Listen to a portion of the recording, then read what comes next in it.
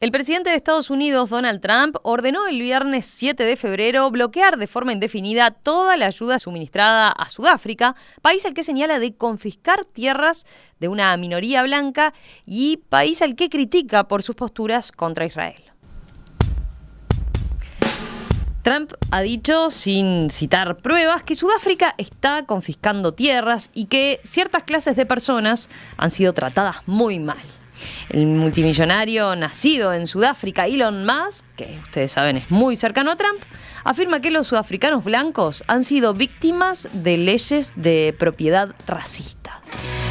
Mientras Sudáfrica continúe con estas prácticas injustas e inmorales que dañen a nuestra nación, Estados Unidos no proporcionará ayuda o asistencia a Sudáfrica, es lo que señala la orden ejecutiva firmada por Trump. También ordenó promover el reasentamiento en Estados Unidos de refugiados de esta minoría blanca descendiente de colonos neerlandeses que escapen así, dice, a la discriminación racial que viven en ese país. Según Trump, el ejecutivo sudafricano promulgó una ley para confiscar las propiedades agrícolas de la minoría étnica afrikaner y sin compensación, en lo que considera entonces un escandaloso desprecio por los derechos de sus ciudadanos. Bueno, ¿cómo hay que ver este tema? ¿Cómo hay que entenderlo? ¿Cuál es la realidad de la población blanca en Sudáfrica? Vamos a conversarlo en los próximos minutos justamente con nuestra columnista de Mirando a África, Mercedes Ayagués. ¿Cómo estás, Mercedes? Un gusto recibirte nuevamente por acá. ¿Todo bien? Sí, muy bien, está bien. Una alegría estar de nuevo por aquí. Una primera... ¿cómo decirlo? Consideración más genérica para entrar en el tema y que nos situemos bien. ¿Cuántos blancos hay en Sudáfrica y qué tipo de población son? Bien, Sudáfrica tiene 63 millones de habitantes y la población blanca, Sudáfrica tiene... A ver, ahí sí te estamos, ¿sí? Sí, te estamos escuchando bien. Ahora sí, mejor. Sudáfrica tiene 63 millones de habitantes y los blancos son el 7%, o sea, el 4 millones y medio. El resto son 81% negros y un 9% lo que se llama colored, que equivale a mulatos o lo que en otras partes se llama gente marrón, ¿no? Gente negra, gente marrón, que incluye muchas etnias. Y al final del apartheid eran casi el 13% de la población, pero sucedió que hubo más fertilidad entre la población negra que entre la población blanca y también ha habido una emigración de más o menos 900.000 o 1 millón de blancos desde el 94, mayoritariamente Australia, Canadá y Inglaterra. Ahora, veamos también qué pasa con los índices de pobreza. Entre los blancos es el 1%, entre los negros 64%, entre los colored o mulatos 41%. Entonces lo que vemos es que la pobreza sigue siendo muy mayoritaria entre otros grupos étnicos y que los blancos están mucho más protegidos porque tuvieron 50 años de apartheid en los cuales estaban acolchados, no protegidos, y tienen lo que se llama capital intergeneracional. Digamos, además los padres han tenido pensiones, tuvieron trabajos, tienen pensiones, tienen casa propia, en fin, tienen otras ventajas que la población negra no tenía. Entonces, entonces están todavía en una posición más cómoda y con menos privilegios oficiales, pero que todavía refleja los privilegios que tuvieron durante 100 años antes. Hoy en día, esa población blanca vive cierta discriminación, podríamos decirle, contrario a lo que fue el apartheid, o ¿cómo lo describirías tú, esa situación? Pensando en esto que ha señalado Elon Musk, ¿no? Sobre lo cual después vamos a profundizar, pero ¿cómo se siente? ¿Cómo vive esa población? Bueno, es algo complejo para comprender. Y también los blancos no son un grupo homogéneo. Por un lado están, la mitad son los de habla inglesa, son descendientes de los colonos ingleses, generalmente son más urbanos, más cosmopolitas y tienen trabajos más profesionales, han tenido educación universitaria, historia, y los de habla afrikaans, que son descendientes de los colonos holandeses, que ahí sí donde encontrás los agricultores, gente ya en oficios, digamos, porque eran plomeros, trabajaban en la construcción, en fin, choferes de trenes, trabajaban en toda la administración pública que estaba reservada a los blancos, y tenían empleo, todos tenían empleo asegurado de por vida, ¿no? Porque iba siempre a haber un empleo para un blanco. Y son muy apegados a la tierra, eso sí, ellos mismos se llaman, somos una tribu africana blanca, y no estamos aquí para quedarnos, y hemos estado aquí por 400 años, y se sienten muy arraigados al país, a su lengua y a su cultura. Ahora, también es difícil bajar de una posición de privilegio que tuvieron durante 300 años y codificada formalmente en el apartheid desde 1944 hasta 1994 con la elección de Mandela. Es difícil bajarse de esa posición hegemónica y de privilegio y aceptar también que fue construida sobre el sufrimiento y la desposición de los nativos, y aceptar medidas de reparación o de acción afirmativa, ¿no? Que por ejemplo la administración pública ahora es negra. Yo lo vi eso con mis ojos, ¿viste? A lo largo de los años, los cajeros en los bancos, en el correo, en las instituciones públicas, cuando empecé a ir a Sudáfrica eran blancos, poco a poco se fueron convirtiendo en todos negros. Y el empleo público ahora está generalmente reservado a los blancos, a los negros. Entonces, pero también ellos se han ido al sector privado, y como son trabajadores y también emprendedores, han logrado rehacer vidas y tener creatividad y emprendedorismo dentro del sector privado. Pero claro, ahora es difícil también acomodarse, ahora la cultura, la música, en fin, está todo muy signado por la cultura de los distintos grupos étnicos negros, de los coloreds y también de blancos que eran enemigos del apartheid y que se han acomodado a la nueva disposición. Y pienso en esa descripción que hacías de esa población blanca y de cómo varía o cómo no es homogénea, digamos. Parte de esa, entonces, de esa minoría que está vinculada a la agricultura es en la que salió Donald Trump, ¿no? Con este anuncio. Donald Trump invoca esto, habla de que Sudáfrica está confiscando tierras a esa minoría en particular, y también por otro lado cuestiona, ¿no?, lo que ha sido la actitud de Sudáfrica frente a Israel, ¿no?, su aliado estratégico. Primera consideración, a ver, ¿por qué Donald Trump cita o utiliza esto como argumento? ¿Qué tiene que ver esta confiscación de tierras que dice que están siendo víctimas esta población blanca con la medida que en definitiva termina tomando, sobre la que después podemos profundizar, ¿no? Bueno, empecemos primero por los datos y la desinformación o la mentira. Donald Trump ha dicho que Sudáfrica está confiscando tierras. Desde 1994, cuando asumió Nelson Mandela, no se ha confiscado una sola finca, granja o estancia a blancos para repartírsela a los negros. Han comprado. El gobierno ha comprado a precio de mercado en la cláusula que se llama willing seller, willing buyer, comprador voluntario y vendedor voluntario, y a precio de mercado. Y a lo largo de los años ha comprado y repartido unos 7 millones de hectáreas a agricultores no blancos, digamos, de negros o colored. O sea que eso es una mentira. Segundo, lo que sí hay que recordar es que la gran confiscación de tierras que ha habido en Sudáfrica empezó en el siglo XVII, cuando llegaron los colonos, que le sacaron toda la tierra a los nativos, y hasta 1994, y durante el apartheid.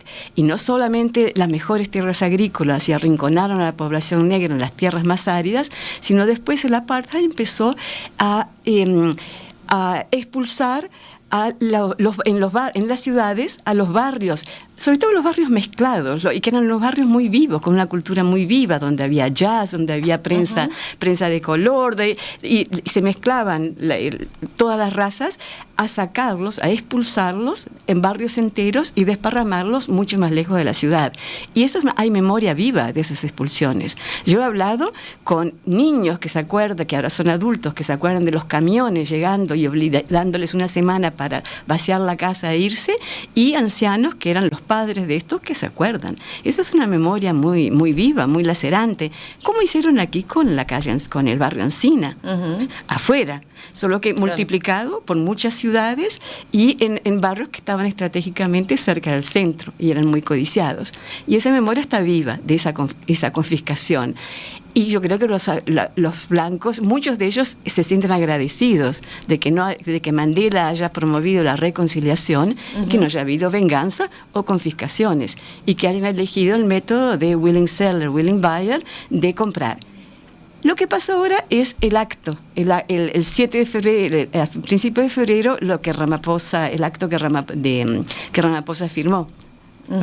A ver, vayamos a eso, expliquemos. Claro, es un acto que reelabora, todos los países tienen actos para poder expropiar tierras, para ampliar carreteras, hacer puentes, en fin.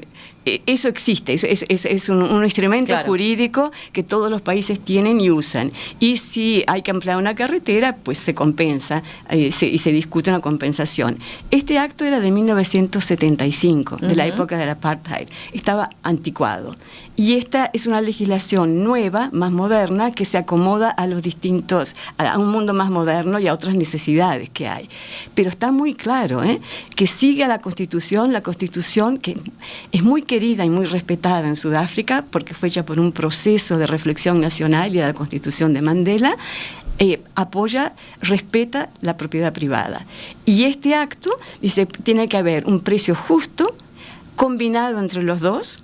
Si no se llega a una negociación, se va al tribunal, y de última se puede ir hasta el Tribunal Constitucional, y tiene que estar de acuerdo a las leyes y a la Constitución. Por tanto, tiene salvaguardias, tiene protecciones. Lo que pasa también es que muchos de los afrikaners se acuerdan lo que pasó en Zimbabue en el año 2000. En el país vecino, recordemos, hubo invasiones de milicias. El partido en el poder, ZANU-PF y Robert Mugabe, mandó milicias a invadir las fincas de los blancos y echarlos y expulsarlos. El resultado fue un colapso de la agricultura y de las exportaciones agrícolas y el consumo agrícola en Zimbabue. Pero esas imágenes en el país vecino quedaron muy grabadas, y también los líderes de Solidarity, de AfriForum, los más conservadores, le siguen dando manija, mantienen esas imágenes y esa posibilidad vivas para crear miedo, temor. Y entonces muchos empezaron a decir que el nuevo acto abría las puertas a la confiscación. Eso no es cierto, está muy acotado por el respeto a las leyes. Y de eso es lo que se agarró Donald Trump para establecer y cortar la ayuda, ¿no? Ese es el principal argumento, por lo menos, que ha manejado públicamente en la resolución, ¿no? Claro, pero es una mentira, porque ni ha habido confiscaciones, ni este acto las permite así de forma arbitraria. Así que eso es más que desinformación, es mentira. Pero después está el aspecto del que destaca Elon Musk. Sí, Elon Musk, decíamos, bueno, dice que habla de las prácticas injustas y demás, pero también que los blancos, por eso yo te empezaba preguntando, ¿no? Dice Elon Musk, sudafricano él, muy cercano a Trump, que los blancos están viviendo una discriminación similar a lo que pasaba al revés en la época del apartheid. Y va más adelante, más profundo aún. Dice que hay un genocidio de agricultores blancos. Y eso es desinformación, y los datos lo van a clarificar. En el 2020, entre abril del 2022 y marzo del 2023, según la Asociación de Agricultores Blancos, hubo unos 300 ataques a fincas o estancias con fines de robo en Sudáfrica, y 50 muertos en ese año. En ese mismo año hubo 27.000 asesinatos. de población mayoritariamente negra. Fue un año muy, muy, muy violento, en general 21.000 o 20.000, pero que es población negra y de todos los otros colores. Eso da 80 muertos, 80 asesinatos por día. No se puede comparar 50 muertes de agricultores en esos robos en un año con 80 muertos por día o 27.000. Y lo que señalás son muertes por robos. Por robos. No un genocidio de la forma que lo planteó él. No, son robos. Son robos y muchas veces son gente de la zona que saben quiénes viven allí, si son viejitos, si tienen protección y qué es lo que tienen. Y entonces es una gran exageración comparar 50 muertos al año con, en ese mismo año, 27.000. En general, el promedio es 21.000 asesinatos al año, pero igual, 50, 60, no se puede hablar de genocidio ni de ataques organizados de milicias, como hubo en Zimbabue, sino de robos. Lo que sí es cierto, y es muy interesante de analizar, es que esos robos, y cuando hay violencia, son mucho más violentos que otro tipo de robos en las ciudades. Ajá. ¿Eso se da? Sí, sí, eso está registrado. Y hay 2 periodistas investigativos que han hecho libros al estilo de Truman Capote, a sangre fría, pasando años tratando de entender por qué determinado ataque por robo fue tan violento, quién es quién, las relaciones entre los dueños de la finca, sus trabajadores, sus vecinos y demás a lo largo de años. Y lo que han descubierto son cadenas intergeneracionales de recelo, de desconfianza y de resentimiento, que podrían quizás generar estos asesinatos tan brutales, que también entran entonces a la mitología o a la narrativa de lo que pasó en Zimbabue y de estos asesinatos, que no sé si quieres que te cuente alguno o lo dejamos, porque son realmente brutales. A ver, brevemente, pero ¿qué es lo que la investigación, qué es lo que decís, algo intergeneracional que se va pasando, y cómo es la relación, qué es lo que sacan en limpio de la investigación? Sacan que si este agricultor hace 30 años echó por un robo de gallinas, echó a una familia de la finca, después los hijos y los nietos se acuerdan y si en un momento entran a robar, van a reaccionar con mayor violencia que los que te quitan el celular, claro, en la ciudad, que ni te conocen. Hay una historia. ¿Ya? Y por eso piensan que a veces son más violentos en las formas de asesinar, ¿no? Pero que es más complejo. Pero siempre el móvil ha sido siempre el robo. Mercedes, te propongo hacemos una pausa y enseguida me contás, a ver, ¿qué implica, entre otras cosas, el hecho de que Estados Unidos corte la ayuda? Y quiero preguntarte más sobre la relación concretamente de Elon Musk con Sudáfrica, ¿no? Con su propio país y tomando una medida de este tipo en particular. Incluso está de por medio que respondieron o no esta minoría blanca a la que Trump le ofreció, ¿no? Le ofreció, recibirlos entonces en Estados Unidos. Enseguida continuamos hablando de eso. El presidente de Estados Unidos, Donald Trump, firmó el viernes 7 un decreto destinado a congelar la asistencia a Sudáfrica.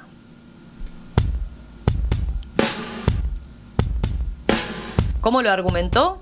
Bueno, citando lo que él considera una controvertida ley que permite al gobierno de Sudáfrica confiscar tierras agrícolas de minorías étnicas, principalmente agricultores blancos, sin compensación, dice, así como también la postura del país contra Israel y su guerra en Gaza.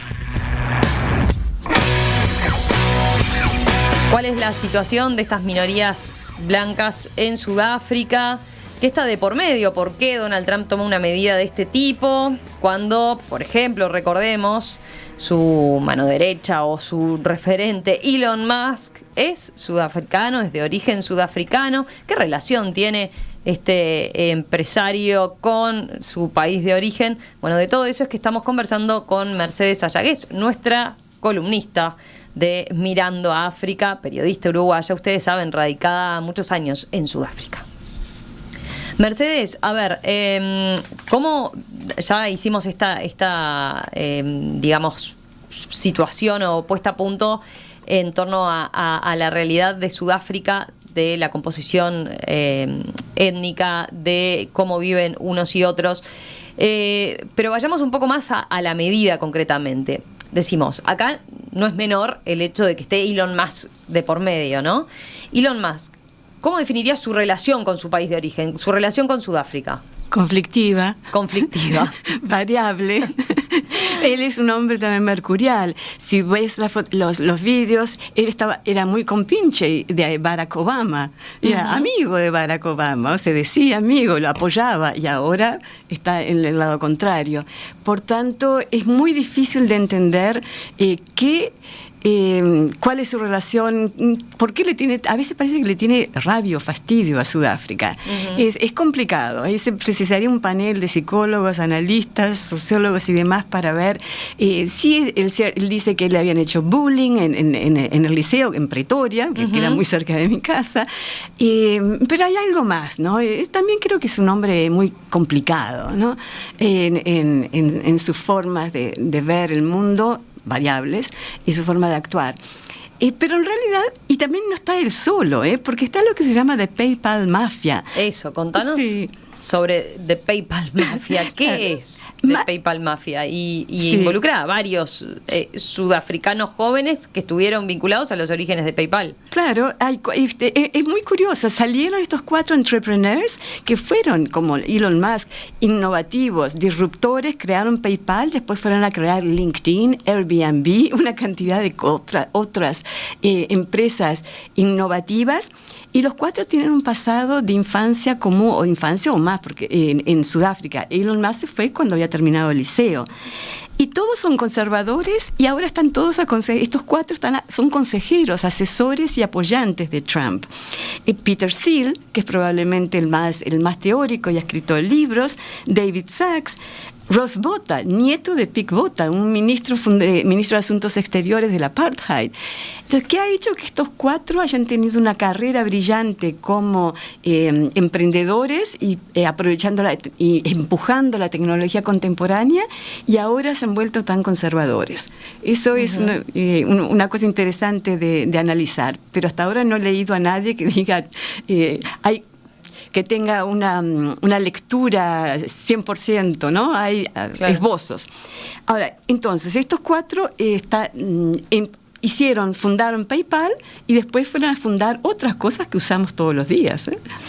Ahora, ¿qué es lo que realmente mueve a Elon Musk aquí? No es tanto el supuesto genocidio de agricultores blancos o la confiscación de tierras. Elon Musk tiene una preocupación, tiene un interés. Él quiere entrar con Starlink a Sudáfrica.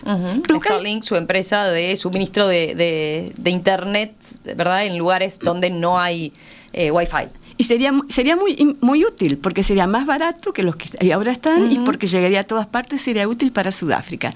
Desde octubre del año pasado que quiere entrar, pero se encuentra con una ley que es así, es una ley de acción afirmativa que ha sido muy criticada, es muy criticada porque también desalienta la inversión. Y esta ley, llamada Broad Black Base Empowerment, es el empoderamiento amplio de la mayoría negra, que la inventó el partido en el poder, la ANC, implica que cualquier empresa que quiera invertir tiene que regalarle el 30% de su capital a empresas de negros. El 30% del capital tiene que ser, y a veces en otros casos... Decís, es una ley controvertida y que genera su resistencia, y que es así. Dice eso, quiero decir, no es como esto que señalabas antes de que consideras una noticia falsa lo que utilizó Donald Trump. Pero hay muchísimos políticos negros, economistas negros y demás que dicen deberíamos terminar con eso. Si tuvo sentido fue en los primeros 10 años después de Mandela, pero ahora, ¿quiénes son estas empresas negras que acceden al 30% de lo que se llama equity, del capital? aquellos que están conectados al partido en el poder. O sea, se ha creado una oligarquía millonaria en dólares, una altísima burguesía parasitaria, que son estos que les regalan de repente del cielo, les llueven estas acciones y este capital. Y después pasan a crear empresas para lo que se llama los tenderpreneurs, la clase de que acaparan las licitaciones. Inventan empresas y después el primo, que es el intendente de aquí, y está ahí el ministro y demás, van pasando las licitaciones a precios inflados a empresas no capacitadas, y así se llega a un deterioro de la infraestructura y a gastos millonarios sin recibir trabajos de calidad. Y además eso desalienta la inversión.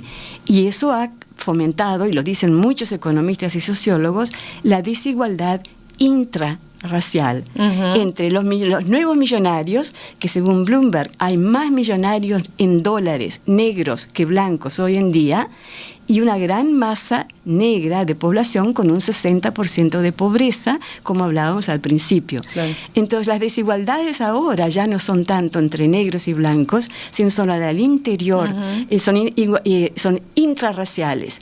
Y esa es realmente una cosa que Sudáfrica ya está sintiendo, y por eso también, porque la ANC perdió su mayoría, ya no lo votan. Claro, pero pienso, ¿y Elon Musk siempre ha estado en contra o últimamente ha estado en contra de esa ley en particular? Sí. La ha cuestionado. Sí, y además, porque el ingreso de Starlink supondría eso, claramente. Y él dice que no entra, Starlink no entra, quiere que se le haga una excepción, y creo que la va a conseguir, creo que la está consiguiendo. Ramaphosa lo llamó por teléfono, y bueno, y en realidad sé que los ministros del área competente están viendo a ver si se le puede dar una excepción a Elon Musk para que entonces baje el tenor, el contenido de los ataques.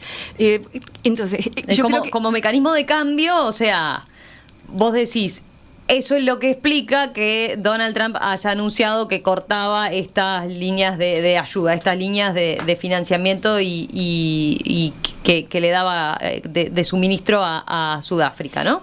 Con el objetivo entonces de que le cedan o le bajen, le hagan estas excepciones a Elon Musk. Yo creo que Elon Musk tiene su juego de intereses propios, y eso tiene que ver con Starlink, y que no quiere entregar 30% del equity a empresas negras, y hay muchos que lo apoyan. Como te digo, ya a estas alturas esa medida es muy criticada porque desalienta la inversión, crea una oligarquía parasitaria y fomenta la desigualdad intrarracial. Claro. Así que pero muy difícil porque son aquellos que gobiernan que están beneficiándose. Trump tiene otras cuestiones que tienen que ver más con la política internacional.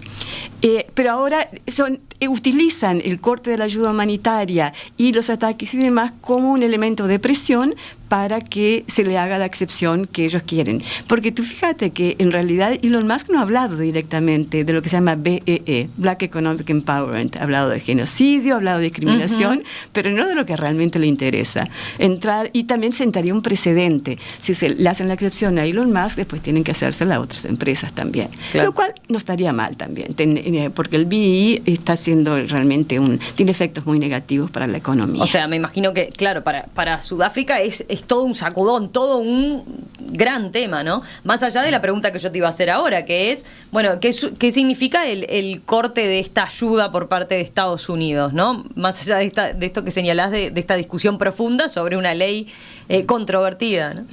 Bueno, lo primero que pasó, que está relacionado con el cierre de USAID, de la Agencia de Ayuda Internacional, el cierre de PEPFAR, que fue el mejor programa que yo he visto de ayuda de los Estados Unidos, ha sido PEPFAR en toda África, fue ¿A qué PEPFAR se dedica? Al SIDA. Desde antes desde que no había antirretrovirales, en toda África hacer que los tests estén al alcance masivo. Cuando vinieron los antirretrovirales, el PEPFAR paga el tratamiento de millones de personas en toda África. El tratamiento para cortar el corte vertical, para que las madres no infecten a los niños en el parto o durante el embarazo. Y después todo lo que tiene que ver con las enfermedades asociadas al SIDA, la tuberculosis y otras infecciosas. PEPFAR ha salvado a millones de personas de la muerte en toda África y las ha mantenido en salud. Y eso hay que reconocérselo, es un programa fundamental. Ya lo cortaron. Entonces, de un día para otro, había seropositivos que ya no tenían acceso a los antirretrovirales, no podían hacerse el examen viral, trabajadores de sexo que no tenían acceso a los preservativos, mujeres no tenían acceso a los anticonceptivos. O sea, fue un corte radical. Investigaciones en curso para vacunas contra el SIDA y otras, contra la tuberculosis y demás, pararon de un día para otro. Eso fue tremendo, fue más de una falta de ética total. Trump volvió atrás con esa medida. Dice que los medicamentos para el SIDA y demás pueden seguir siendo proporcionados. Pero hay ONGs que ya no reciben los salarios de los que distribuyen los medicamentos. Claro. Y entonces se está empezando a desmantelar. Es muy fácil desmantelar rápidamente una estructura de ayuda humanitaria o de ayuda a la salud. Es mucho más difícil después recuperarla. Gente que deja este trabajo y se va a buscar otro. Entonces, otros tienen miedo. Y yo le puedo dar una pastilla anticonceptiva a una mujer seropositiva, o eso tiene que ver después con la cuestión contra la planificación familiar. Está todo muy confuso.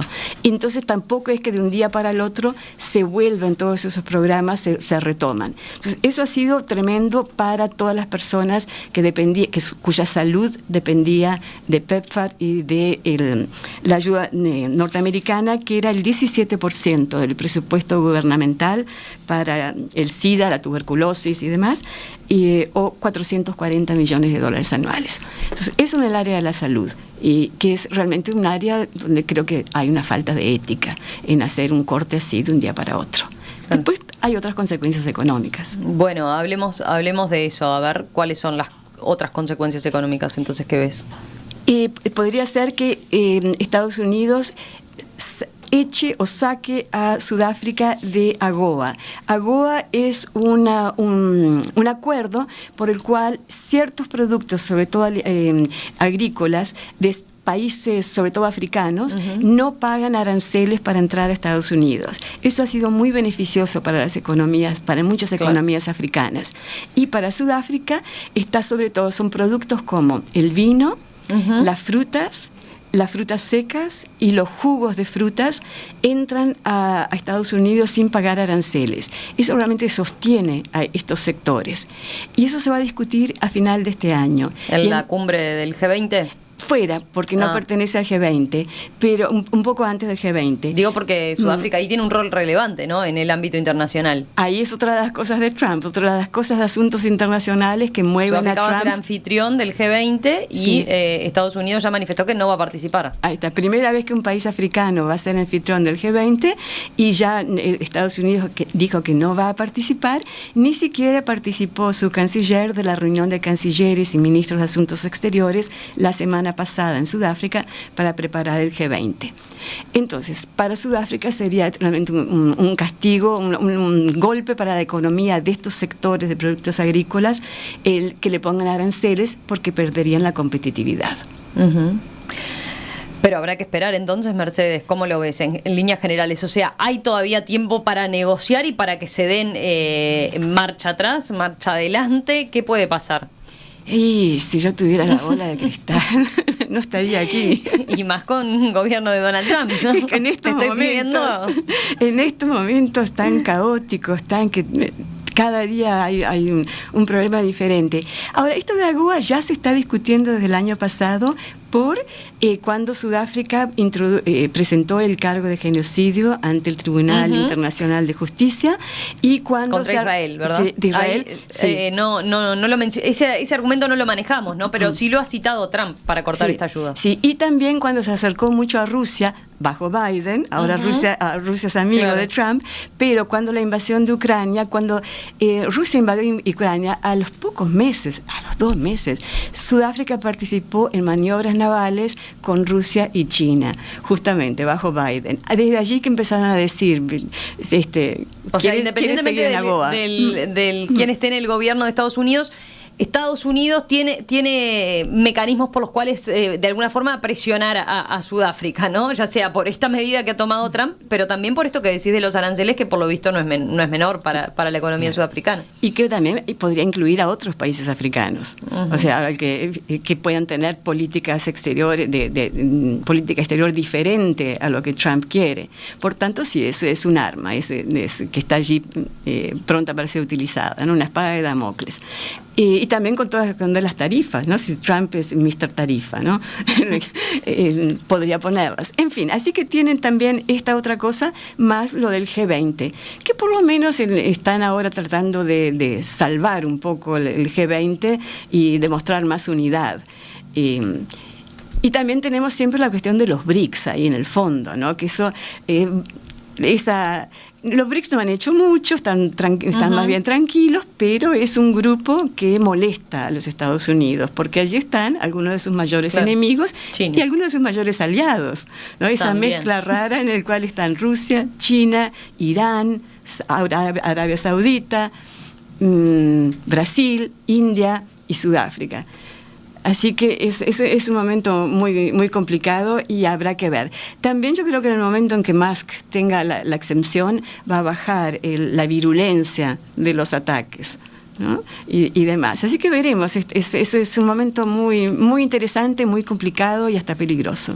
Mercedes Ayagues, muchas gracias, como siempre, Mercedes, recibirte. Volvemos a conversar. Te quedó un apunte más. Me estaba olvidando. Sí. Dale. Yo creo que esto ya es más abstracto. Ahora estábamos con las cuestiones económicas, políticas y demás. Pero a un nivel quizá más filosófico, más sociológico, este ataque a Sudáfrica se inserta en dos narrativas que están muy, muy vivas y muy pendientes hoy en Estados Unidos y en Europa. Una es la narrativa de el hombre blanco como víctima.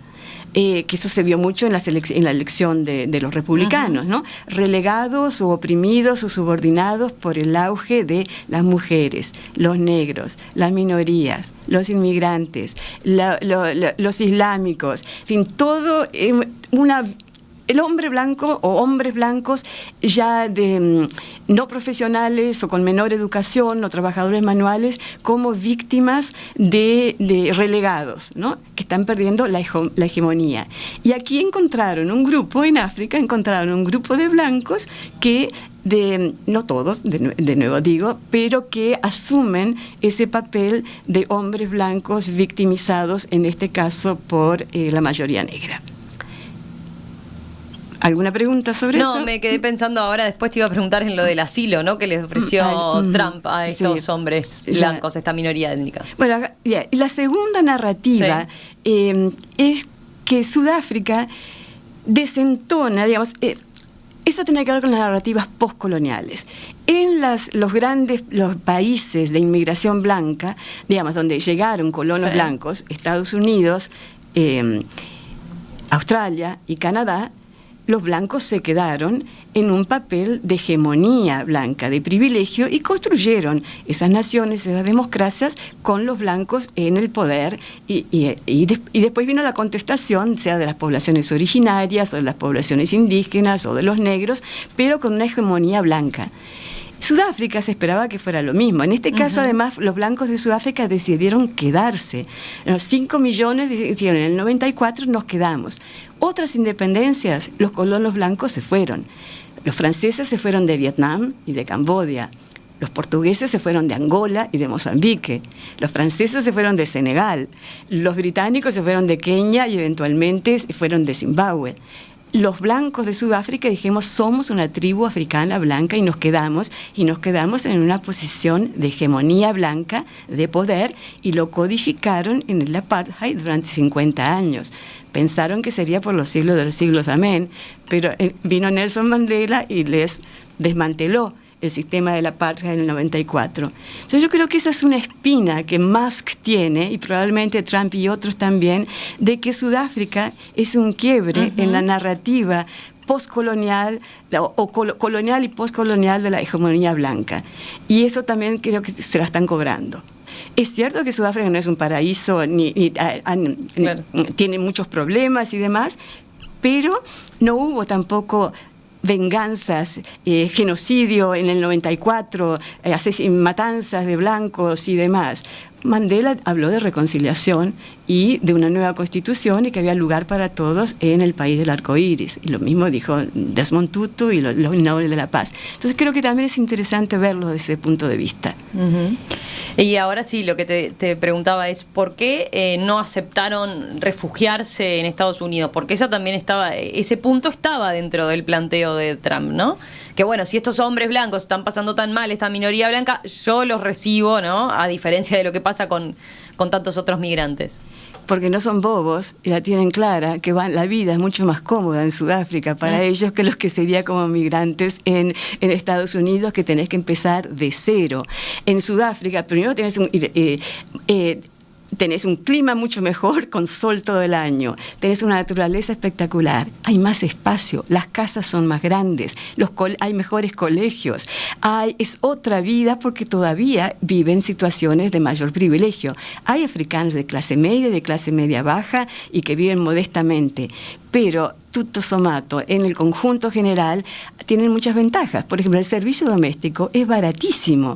Pueden tener mucama, jardinero, cocinero, si quieren, por lo que podían tener quizá una au pair, una niñera 4 horas al día en Estados Unidos. Incluso hay muchos sudafricanos que se están volviendo ahora de Inglaterra y Australia.